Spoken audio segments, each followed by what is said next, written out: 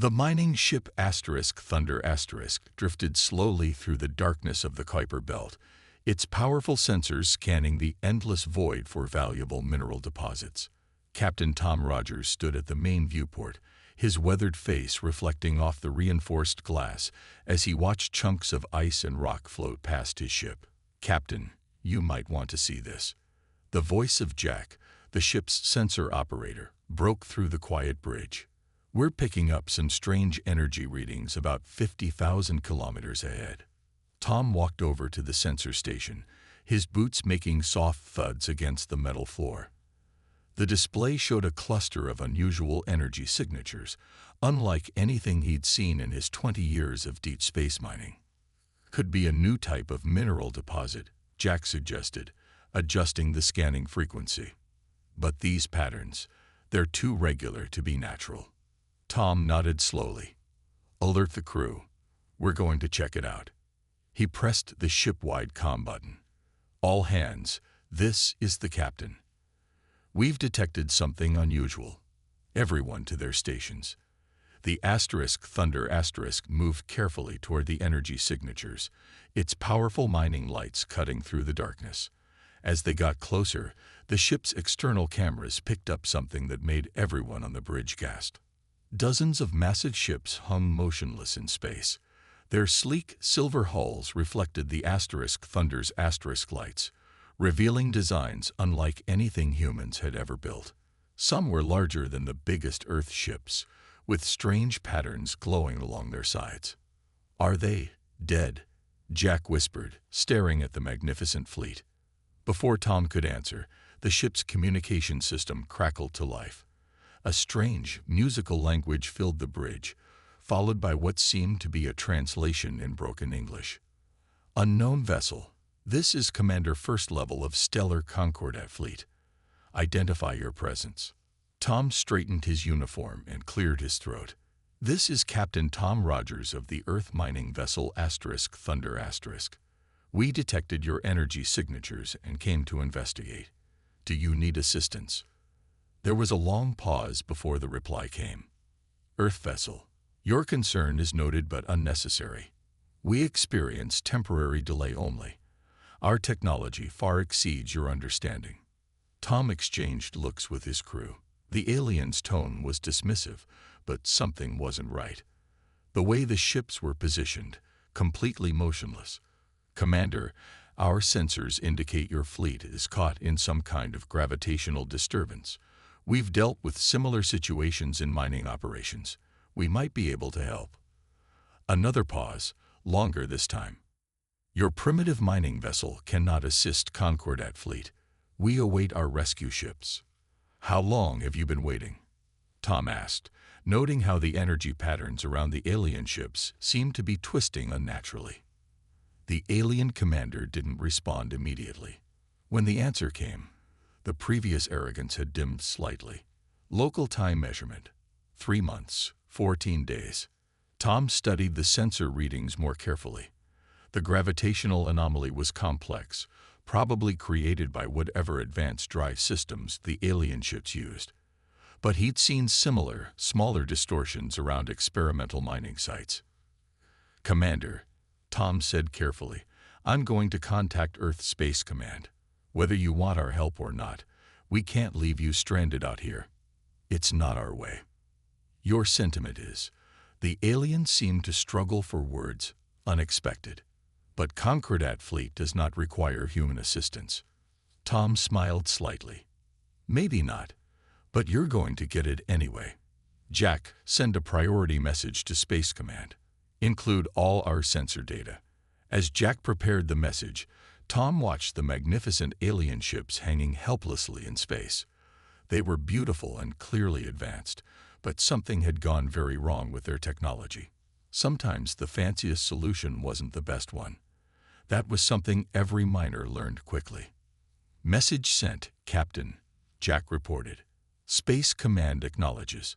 They're dispatching response ships to our location." Tom nodded, settling into his captain's chair. "Send another message to our friends out there. Tell them Earth ships are coming to help, whether they like it or not." He looked at the alien fleet again, its powerful ships now nothing more than fancy decorations in space. Sometimes, the universe had a way of humbling even the most advanced civilizations, and sometimes help came from unexpected places, like a simple mining ship in the depths of space. 3 days after the Thunder's discovery, Earth Space Command's response ships arrived at the scene. The scientific vessel Pioneer led the small fleet, carrying Earth's best space engineers. Among them was Kate Miller, known for solving the impossible problems that others gave up on. Kate stood at the Pioneer's main observation deck, studying the trapped alien fleet through the reinforced windows. "Those ships shouldn't be stuck like that," she muttered, making notes on her tablet. "Their technology is far too advanced for such a basic mistake." Behind her, Captain Tom Rogers from the Thunder cleared his throat. Basic or not, they'd been stuck here for more than 3 months. Their pride won't let them admit how bad things are. The observation deck's door slid open, and Admiral West walked in with an alien figure.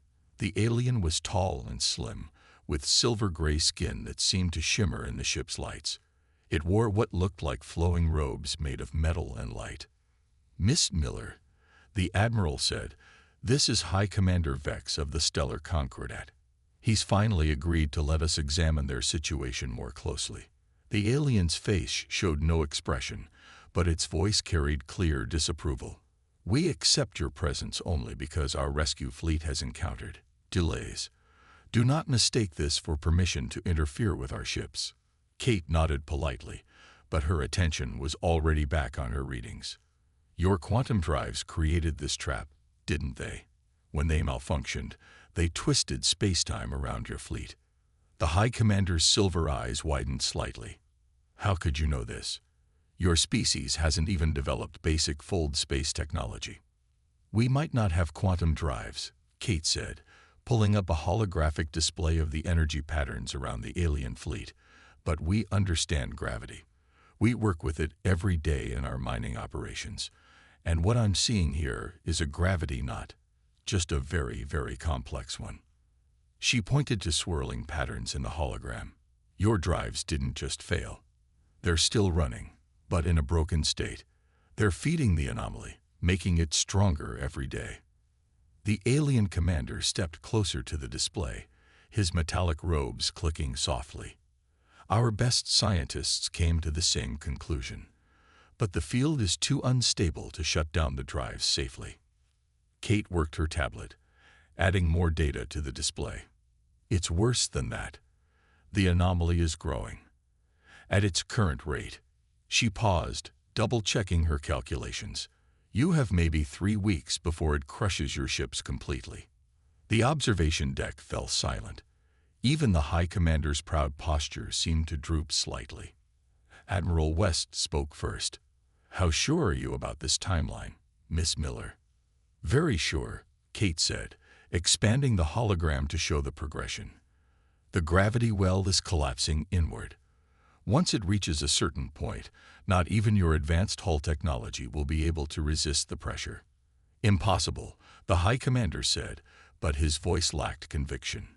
"Our hulls are designed to withstand the pressures of fold space itself." Kate smiled gently. "Sometimes the simplest forces are the most dangerous. All that advanced technology and basic gravity might destroy it all." She turned to Admiral West. "We need to start working on a solution immediately. And," she glanced at the alien commander, "we'll need full access to their technical data. No holding back information because you think we're too primitive to understand it." The High Commander stared at the hologram for a long moment. The display showed his magnificent fleet, trapped like insects in amber, with the deadly gravity well slowly closing in around them. Finally, he spoke. "You will have your access, but understand this: if you damage our ships in any way, the Concordat will not forget." "Fair enough," Kate said, already pulling up more data. "Tom, I'll need the Thunder's mining specs, and get me in touch with every deep space mining crew in range. We're going to need their experience." As the others left to carry out her requests, Kate stayed at the window, watching the alien ships glitter in the darkness. Their advanced technology had created this trap. Maybe humanity's simpler solutions could get them out of it. She just hoped they had enough time to prove it. Kate Miller hadn't slept in 2 days. Empty coffee cups littered her workstation aboard the Pioneer as she studied the complex diagrams of alien quantum drives spread across multiple screens. But it wasn't the alien technology that held her attention. It was an old mining manual.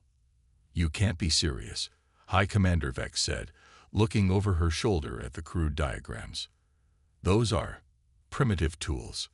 Kate smiled without looking up. "Sometimes primitive is exactly what we need." She pointed to a section showing heavy mining cables and industrial-grade gravity manipulators. "Your ships are too advanced. That's the problem. But these old tools, they're simple, basic, and that might just save your fleet." Tom Rogers walked into the room, followed by several other mining ship captains. "Got everyone here as you asked, Kate. Though I'm still not sure about this plan of yours." Kate stood up and activated the main holographic display. It showed the alien fleet, surrounded by the deadly gravity well that grew stronger each day. Then she overlaid a new image, a pattern of mining ships positioned in a wide circle around the fleet. "It's like pulling a stuck drill out of a gravity pocket," she explained. "Something every deep space miner has dealt with. We just need to do it on a much larger scale. With mining equipment." The High Commander's voice dripped with disbelief. "Our ships are worth more than your entire planet's economy." "Which is exactly why this will work," Kate said. She pressed a button, and the hologram showed modified mining lasers firing into specific points around the gravity well. "Your ships are too valuable to risk. But our mining ships, they're built to take punishment, to work in the worst conditions imaginable." She walked through the hologram, pointing out key positions. "We position 20 mining ships in a circle. Each one carries our strongest gravity manipulators and heaviest duty tether cables. The lasers won't damage your ships. They'll create temporary gaps in the gravity well." Tom stepped closer to the display, his eyes narrowing. "Like drilling pressure release holes. We do that in unstable asteroid fields." "Exactly." Kate's eyes lit up. "The gravity manipulators will hold these gaps open while the tether cables attach to the Concordat ships. Then we pull them out, one by one, through the gaps we create." High Commander Vex studied the display intently. "Our scientists say this is impossible. The gravity distortions would tear your ships apart." "Maybe," Kate admitted. "But our ships are reinforced for gravitational stress. The hulls are basic metal and ceramic. Nothing fancy that could be affected by quantum fluctuations. Sometimes simpler is better." She turned to face the alien commander directly. "We've got 2 weeks before the gravity well crushes your fleet. Your rescue ships still haven't arrived. This might be your only chance." The room fell silent. The mining captains exchanged looks. They all knew the risks. Working near gravity wells was dangerous enough. This would be far worse. Finally, Tom spoke up. "The Thunder is in. My crew knows the risks, and we're willing to take them." One by one, the other captains nodded their agreement. They were miners.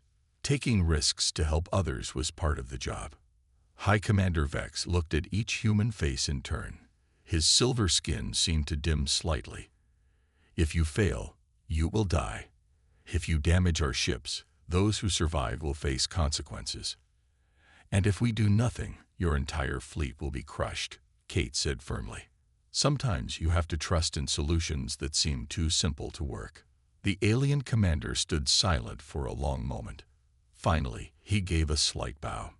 "Begin your preparations, but know that the Concordat will remember this, whether you succeed or fail." Kate turned back to her screens, pulling up more mining technical diagrams. "Tom, get your crews ready.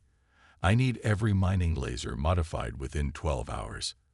And find me all the heavy-duty tether cables you can." As the room emptied, she looked once more at the hologram showing the trapped alien fleet. Their beautiful advanced ships hung helpless in space, about to be saved by what their commander called primitive tools.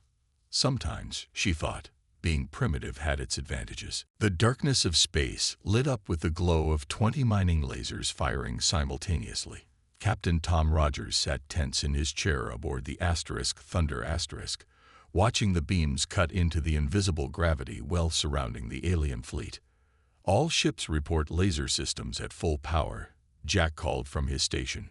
"Temperature readings are in the red, but holding steady." Kate's voice crackled over the comm from the Pioneer *. "Keep those beams focused exactly where they are. We need perfect alignment to create the gravity tunnel." Tom watched his ship's status displays flash warning signals.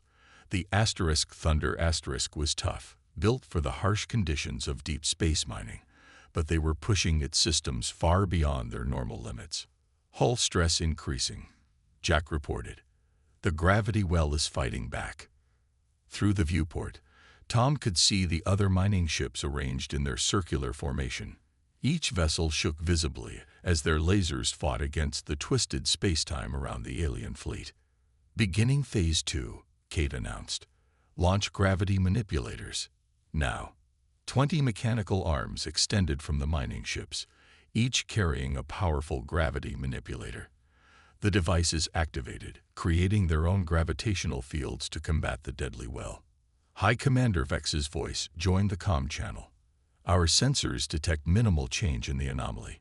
This attempt appears to be..." He was cut off by a sudden burst of energy from the gravity well. One of the mining ships spun violently, its laser beam cutting off. Red Dawn * is losing position. Someone shouted over the comm. "Their main power core is overheating." Tom quickly adjusted the Thunder's * position to cover the gap. "Divert auxiliary power to the laser systems. We can't lose that section of the tunnel." The mining ships groaned under the strain. Warning alarms blared across every vessel as they pushed their simple but sturdy systems to the limit. "The gravity manipulators are starting to work," Kate reported excitedly. "I'm seeing gaps forming in the well structure. Prepare the tether cables." Massive cables, normally used to haul giant asteroids, shot out from each mining ship. They were aimed at the nearest alien vessel, a sleek craft that gleamed despite its 3 months of imprisonment. The cables never reached their target. A surge of quantum energy from the well's core sent waves of distorted gravity washing over the mining fleet. Ships rocked violently in space as their systems overloaded. 3 more vessels losing power," Jack shouted. "The gravity tunnel is collapsing." "All ships, emergency withdrawal," Tom ordered. "Cut lasers and recall cables. Get clear of the well's range." The mining fleet pulled back, their hulls scared and systems smoking. As they retreated, the gravity well snapped back into place around the alien ships, as impenetrable as ever. In the aftermath, Kate's voice was tired, but determined over the comm. "Well, that could have gone better." "Could have gone worse, too," Tom replied, checking damage reports. "We learned something important. The gravity tunnel concept works. We just need more power, more stability." High Commander Vex spoke again, but his tone had changed. Gone was the usual condescension. "Your ships, they survived direct contact with quantum gravity distortions. Our scientists believe this impossible." "Built tough," Tom said simply. "Had to be, for deep space mining. How soon can we try again?" Kate's response was immediate. "Give me 6 hours to analyze the data. I saw something when those energy waves hit us. Might be a way to use the well's own power against it. Your crews would risk another attempt." The alien commander asked. After this failure, Tom looked around his bridge. His crew was already running repairs, preparing for the next try. No one showed any sign of giving up. "Of course we'll try again," he said. "We've got ships full of the most stubborn humans in space. Deep space miners. We don't quit just because something's difficult." He could have sworn he heard something like respect in the alien's voice when it replied. Perhaps we have underestimated your species' determination." You definitely have, Kate chimed in. Now let me show you what I learned from our failure. I think I know how we can make this work next time. Tom smiled as he watched his crew work. The first attempt had failed, but they'd learned valuable lessons. Sometimes you had to fail before you could succeed. That was something every miner knew deep in their bones. Kate Miller stood in the Pioneer's main engineering bay, surrounded by an unusual mix of human and alien technology. Pieces of mining equipment lay scattered on one table, while alien quantum drive components floated in stasis fields on another. "Your quantum drives are amazing," she said to the alien engineer beside her. The engineer, whose name was Rin, had finally agreed to work directly with the humans after the first rescue attempt. "Yet they are what trapped our fleet," Rin replied, their silver fingers moving over a holographic display. "Perhaps they are too advanced for their own good." Kate picked up a simple gravity manipulator from the mining equipment. "That's what I've been thinking. Your drives are so complex, they can't handle basic forces anymore. But what if we combined our technologies?" She placed the manipulator next to the quantum drive component. "Your drives twist space-time. Our tools work with normal gravity. Maybe we need both." Rin's eyes widened slightly. "You suggest merging primitive and advanced technology. This goes against all Concordat engineering principles." "Sometimes breaking principles is exactly what you need to do." Kate activated both devices. "Look at this energy pattern." A holographic display showed the interaction between the two technologies. Where the quantum fields met the simple gravitational forces, they created stable patterns instead of chaotic distortions. "Fascinating," Rin whispered. "The simpler field. It's acting like a foundation for the quantum energy." "Like building a house," Kate said excitedly. "You need a solid foundation before you can add the fancy stuff on top." "Tom," she called out to the mining captain who had just entered, "get your crews ready. We're going to modify all the mining equipment." Over the next 12 hours, human miners and alien engineers worked side by side. They attached quantum field generators to mining lasers, modified gravity manipulators with alien technology, and reinforced tether cables with quantum stabilizers. High Commander Vex visited the bay, watching the unusual collaboration with growing interest. "You believe this hybrid approach will succeed where pure quantum technology failed?" "Pure anything usually isn't the answer," Kate replied, not looking up from her work. "Nature uses all kinds of forces together. Maybe we should too." Tom walked over, wiping grease from his hands. "The crews have finished modifying the first set of ships. Ready when you are, Kate." She nodded, then turned to Rin. "Will your engineers help operate the quantum components during the rescue? We'll need both human and alien crews working together." The alien engineer looked at their commander, who gave a slight nod. "We will assist," Rin said. "Our lives depend on this success."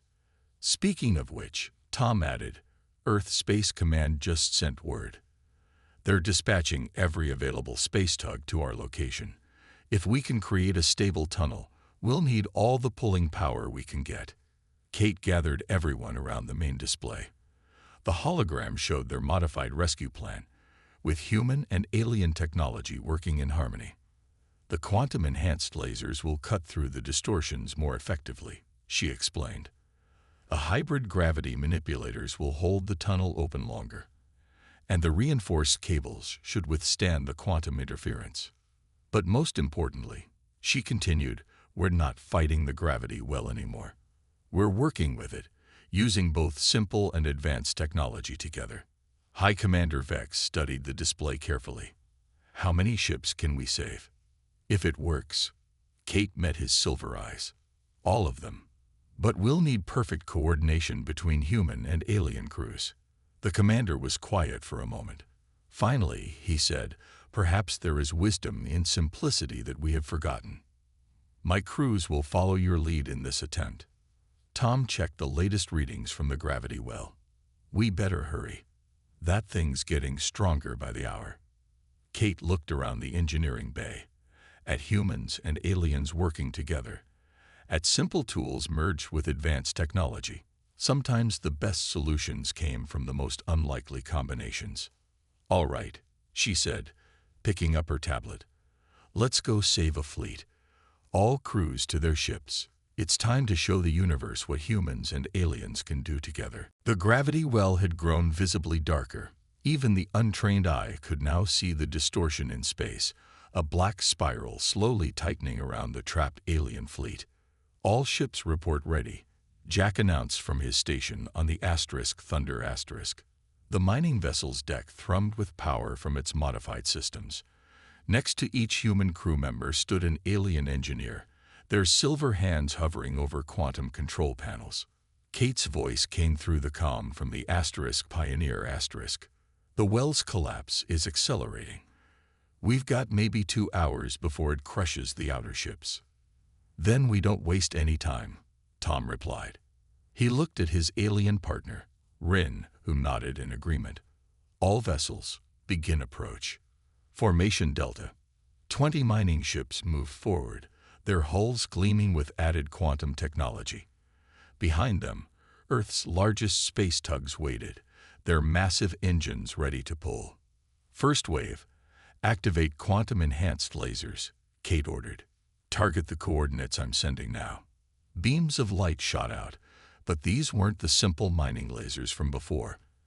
They sparkled with quantum energy, cutting into the gravity well like hot knives through ice. Reading quantum stability at 80%, Rin reported, their silver fingers dancing over the controls. "The hybrid systems are holding." The gravity well fought back. Waves of distorted space-time crashed against the mining ships, but their reinforced hulls held firm.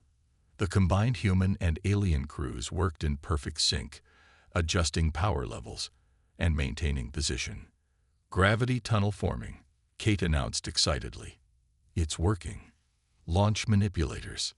The modified gravity manipulators extended from each ship, their fields now shimmering with quantum energy.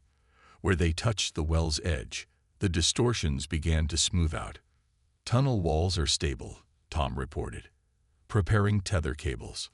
A violent surge of energy interrupted him. Warning alarms blared across all ships. "The well is collapsing faster than predicted," Kate shouted. "We've got less than 30 minutes." Tom grabbed his console as the Thunder * shook. "We can't wait any longer. Launch cables now. Target the outermost ships first." Quantum-reinforced cables shot out from the mining vessels.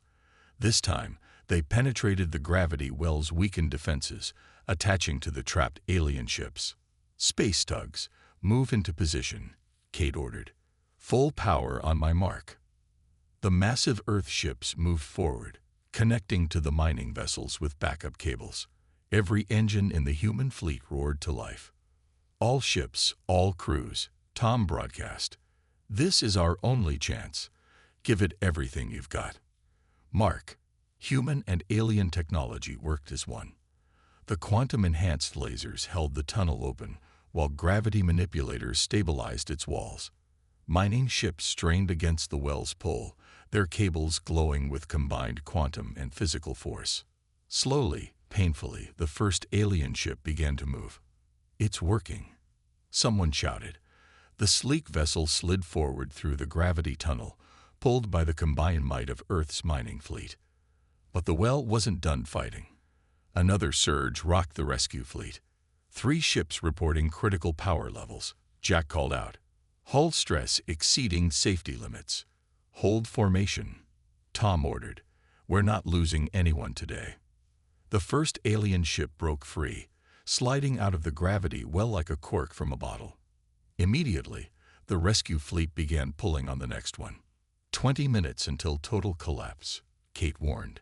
"We need to move faster." Ship after ship was dragged to safety, but time was running out. The gravity well's edges were crumbling, threatening to trap rescuers and rescued alike.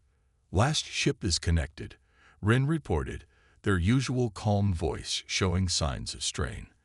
"But the tunnel is becoming unstable." Tom looked at his displays. They had one chance to save the final vessel, the massive command ship of the Concordat fleet. "All power to engines and manipulators," he ordered. "Every ship, Every tug. Pull together on my mark. 3, 2, 1. Pull. The combined fleet gave one final, massive effort. Human determination and alien technology united in a desperate race against time and gravity itself. The combined engines of 30 ships roared in the silence of space. The massive Concordat command ship moved inch by inch through the failing gravity tunnel as the well collapsed around it. Halt stress at maximum. Jack shouted over the noise of straining engines. The Thunder's metal frame groaned under forces it was never designed to handle. 10 minutes until total collapse. Kate's voice crackled through static. The tunnel won't hold much longer. Tom looked at his alien partner. Rin's silver skin had dulled with exhaustion, but their hands remained steady on the quantum controls. Human and alien, working together to achieve the impossible. Reroute emergency power to the manipulators, Tom ordered. Every last bit of energy we've got. Around them, other mining ships did the same. Their simple but sturdy hulls held firm against the quantum forces, protecting the advanced alien technology crafted to their systems. Command ship is 40% clear, Rin reported, but the gravity well's pull is increasing exponentially. The tunnel walls began to flicker. The quantum-enhanced lasers that held them open were failing, their hybrid power sources nearly depleted. We're losing it, someone shouted over the comm. The well is going to. No, Kate interrupted. Look at the energy patterns. The well isn't just collapsing, it's changing. Tom checked his displays. The gravity distortions were shifting, creating new patterns around the command ship. What's happening? The quantum drives, Rin said suddenly, their eyes widening. They're resonating with our hybrid technology. The combination is creating a harmonic effect. Kate's excited voice filled the comm. The simple gravity fields from our manipulators. They're synchronizing with the quantum fluctuations. Everyone, adjust your frequencies to match. Human crews and alien engineers worked frantically, tuning their systems. The gravity tunnel stabilized, its walls now pulsing with combined energies. This is our chance, Tom called out. All ships, full power. Pull together. Now. Every engine fired at maximum thrust. Every cable pulled with desperate strength. The command ship lurched forward, now moving faster through the stabilized tunnel. 60% clear. 70. Rin counted. 80%. The gravity well gave one final surge. Warning lights flashed across every ship as systems redlined. But no one gave up. Human determination met alien precision, and together they fought against the forces of twisted space-time. With a final tremendous effort, the command ship broke free. Behind it, the gravity well collapsed in on itself, disappearing in a flash of quantum energy. Cheers erupted across all channels. Human and alien crews celebrated together as their fleets floated safely in normal space. Hours later, they gathered in the Pioneer's main hall. High Commander Vex stood before the assembled crews, his silver skin now shining brightly. The stellar Concordat has existed for 10,000 years, he began. In all that time, we have prided ourselves on having the most advanced technology in known space. Today, we learned that advancement does not always mean complexity. He turned to Kate, Tom, and the other human crew members. Your simple tools, combined with our quantum technology, achieved what neither could do alone. You have taught us a valuable lesson in humility and cooperation. Kate smiled. Sometimes the best solutions come from unexpected places and unexpected friendships. Indeed, the commander's voice carried across the hall. Therefore, the Concordat extends an offer to Earth. We wish to establish a permanent exchange of knowledge and technology, not to advance your civilization to our level, but to learn from each other, to find the balance between complexity and simplicity. Tom looked around the hall, at humans and aliens standing together. I think that's an offer worth accepting. There is one more thing, Vex added. The Concordat would like to request that Earth's mining fleet help us redesign our emergency systems, perhaps with some simple backups. Laughter filled the hall, human and alien together. As the crews mingled and shared stories of their adventure, Kate walked to a viewport and looked out at the gathered ships. The sleek alien vessels floated alongside the sturdy mining ships, no longer separated by pride or prejudice. Together, they had proven that sometimes the simplest solutions were the best ones, and sometimes the greatest advances came from taking a step back and remembering the basics. In the vast darkness of space, human and alien had found more than just a solution to a problem. They had found a new way forward together.